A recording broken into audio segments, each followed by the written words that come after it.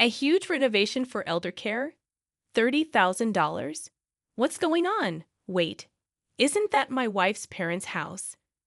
Then, I get this strange call from someone claiming to be my estranged sister in law's husband. Something doesn't add up here. It seems like my sister in law might be plotting something. Hi, I'm Martha, a 56-year-old stay at home wife. My kids are grown and out of the house now. So it's just me, my husband, and my in laws living together.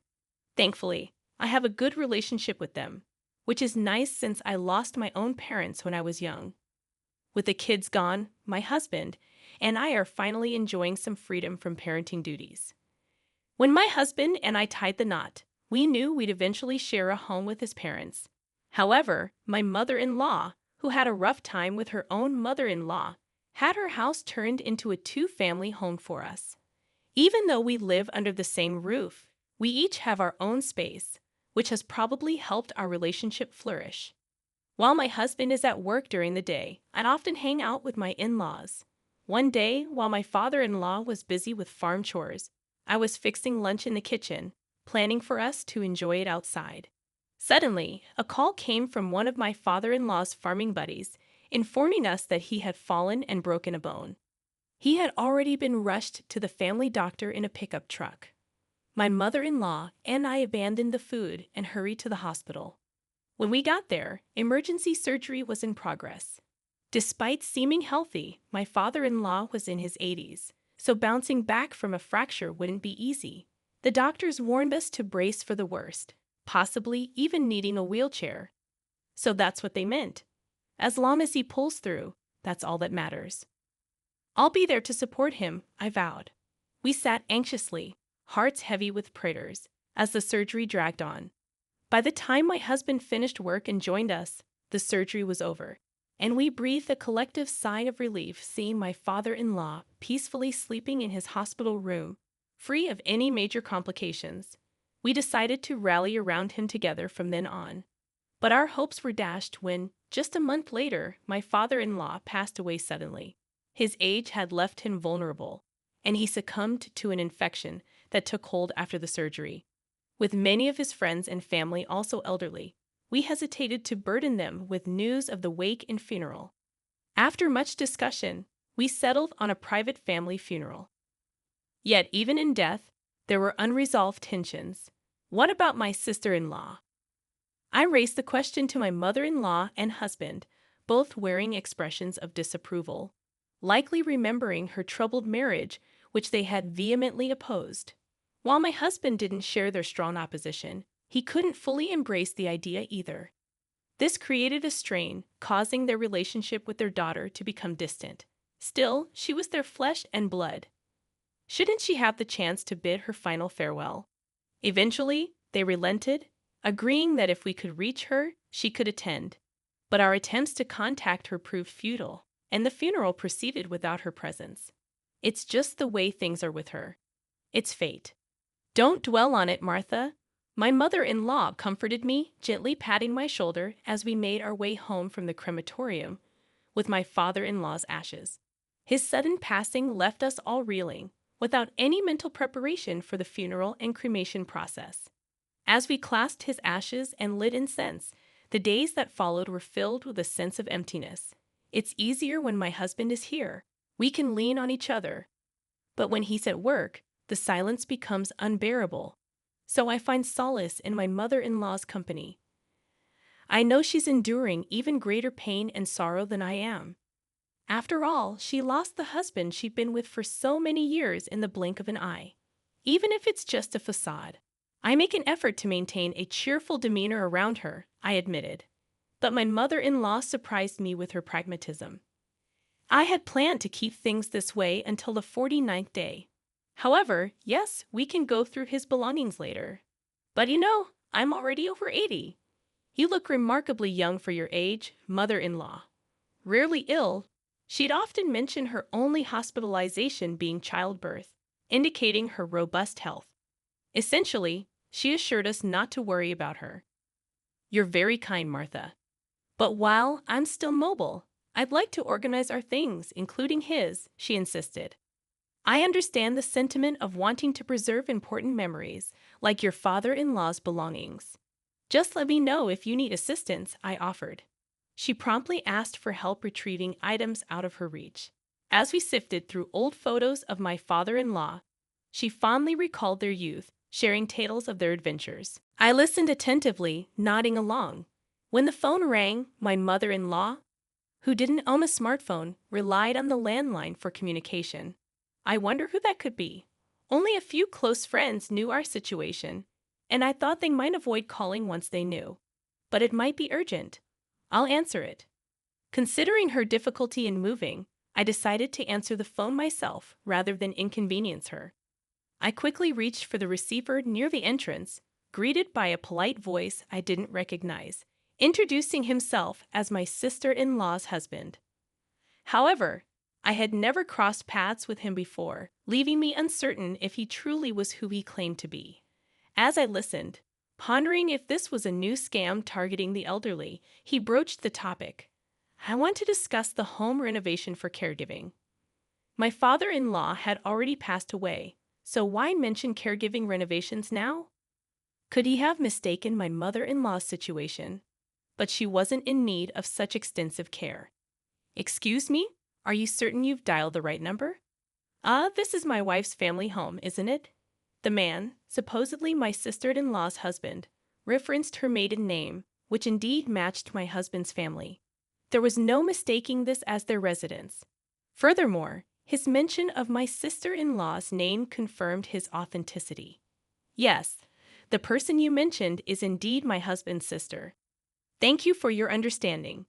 Given the difficulties our family has faced due to our troubled marriage, I feared I had made a negative impression once again.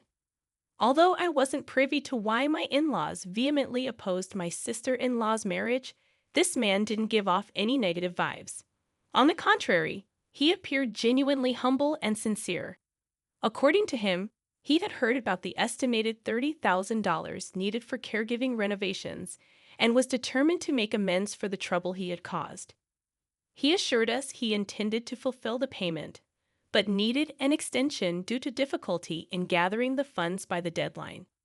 It's awkward to have him explain everything before divulging this, but his earnestness made me falter. Thank you for your courtesy. Regarding the extension, please give me a moment. When did you learn about the caregiving renovation? My father-in-law was in good health and actively engaged in agriculture until recently. So there was no need for caregiving renovations at all. Past tense. Yes, my father-in-law passed away. We just concluded his funeral and cremation. I understand. I could almost sense his panic on the other end of the line. He must have been bewildered by the disparity between what his wife had relayed and the truth I presented.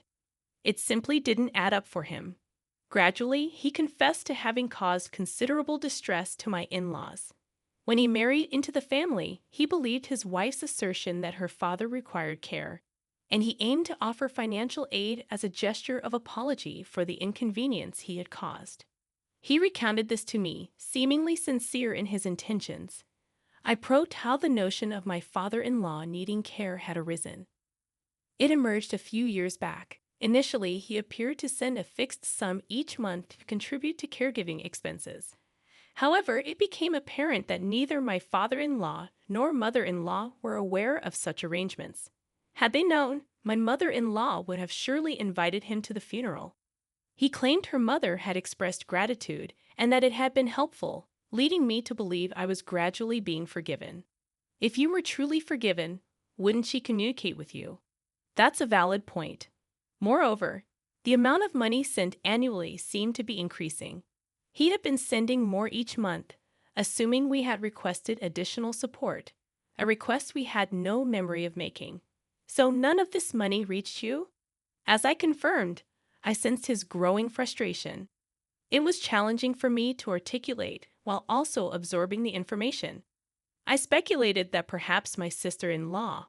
Well, I couldn't outright say you're being deceived. But he interjected, you don't need to tiptoe around it. I'm being deceived, aren't I? Unable to confirm or deny, I remained silent. He likely interpreted my silence as confirmation.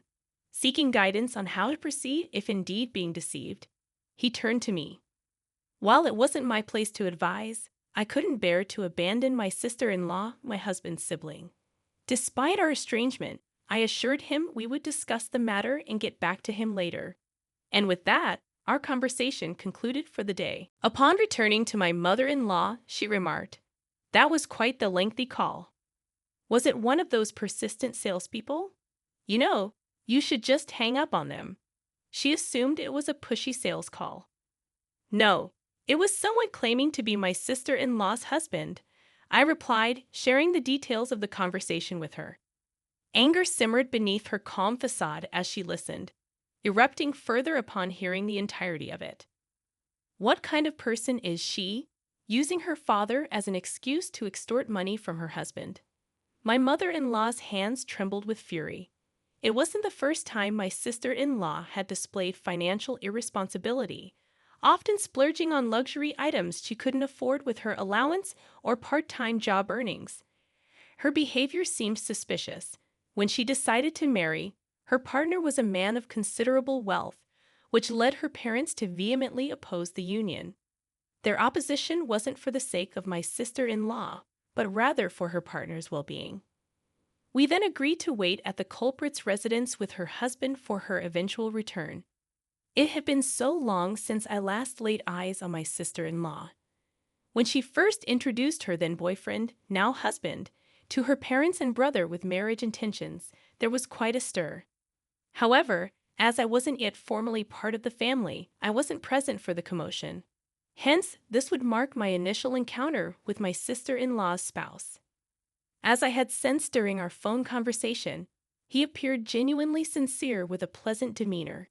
Despite rumors of his substantial income, he didn't seem to lead an extravagant lifestyle. Instead, he appeared to opt for a more modest existence. However, if one of the reasons behind this modesty stemmed from my sister-in-law's deceit, it undoubtedly evoked a complex mix of emotions. Meeting my sister-in-law again after many years, her unexpected encounter with her mother at home left her visibly stunned, her eyes widening in disbelief as she stood frozen in place. The image I had of my sister-in-law was one of someone with a penchant for flashy things. However, the woman before me now appeared excessively ostentatious, lacking any sense of refinement, which was somewhat disheartening to witness. The three of us had agreed beforehand to play along with my sister-in-law's charade. Initially, we opted not to address her deceit directly. "It's been quite some time. I'm glad to see you're doing well," I greeted her with warmth. Caught off guard by the unexpected kindness, my sister-in-law stuttered in response to her mother, perhaps fearing her lies had been exposed, and she would face reprimand. "I've been wanting to see you again after all these years. How have you been?" We chose not to divulge the truth about her father's passing and upheld the pretense that he was still alive. I offered my apologies for not keeping in touch and exchanged pleasantries accordingly. Humbly, my sister-in-law expressed relief that her mother seemed healthy and admitted to worrying about her. However, conspicuously absent from her remarks was any mention of her father. We were keen to avoid any discussion that might inadvertently reveal the truth about her father's condition or the issue of caregiving expenses. It appeared that my husband and she had crossed paths before, yet her deception remained undetected. Perhaps she believed she could continue her charade without consequence. "Your mom seems pleased. It looks like you two are doing well together," remarked my mother-in-law. She was hopeful that her daughter would mend her ways and gradually start supporting her husband.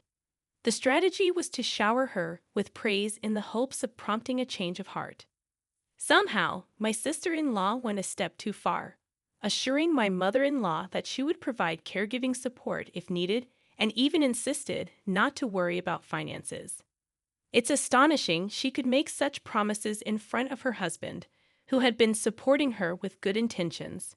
My heart went out to him as he listened to it all, I lamented. Expressing our gratitude, we took our leave that day. Judging from her actions, it seemed probable that my sister-in-law had been diverting the money she requested for her own use. Uncertain of where the hefty sum of $30,000 had disappeared to, We opted to hire a private investigator to delve into her financial affairs. The monthly caregiving funds, totaling several $1,000s, were evidently being redirected for her personal benefit. However, what unfolded was a shocking revelation. She was deeply entangled with a favored club host, lavishing him with financial support in a bid to elevate his status. Her extravagant spending included purchasing costly bottles and accumulating debts she couldn't settle each month. As the host faced mounting pressure to settle his unpaid bills, amounting to $30,000, my sister-in-law's husband was incensed, realizing he could no longer turn a blind eye. He meticulously orchestrated his plans while she was away on a trip with her preferred host, oblivious to the unfolding events. Upon returning home a few days later, she was met with a stark reality. Her house was devoid of furniture or personal belongings, leaving her in a state of panic, frantically attempting to reach her husband to no avail. She eventually contacted me in distress. Initially hysterical, she immediately quieted down when I nonchalantly inquired about her trip with the club host. Unable to question how I was aware of her actions without admitting guilt, she found herself at a loss for words. Now it was my turn to confront her, leaving no room for rebuttal. Your deception hasn't gone unnoticed. You've betrayed not only your mother and husband, but also shattered any trust others may have had in you. Furthermore, the father-in-law you exploited as an excuse has passed away. It wasn't entirely her fault for being unaware of her father's passing, but using his supposed care as a pretext to solicit money was unquestionably wrong. I made it clear that her ex-husband was also privy to the truth, and upon realizing she had been abandoned, she erupted into a fit of screams over the phone, resembling a person unhinged. Refusing to engage with her ex-husband and unwilling to burden my elderly mother-in-law further, I volunteered to act as an intermediary with my sister-in-law. Despite her continued protests over the phone, she evoked pity in a way, oblivious to her father's demise and exploiting him as a means to an end. Though she might harbor regrets, it was too late for remorse. I delivered one final message to her. Your ex-husband intends to demand full repayment for the money you squandered on the host. You'll need to find a way to settle the $30,000 debt on your own. Subsequently, she received legal documents from a lawyer. Despite her request to speak with her husband, he remained resolute, unable to stomach any interaction with his ex-wife, even for legal proceedings. With no room for negotiation, my sister-in-law was left to eke out a modest living while grappling with the weight of her debts.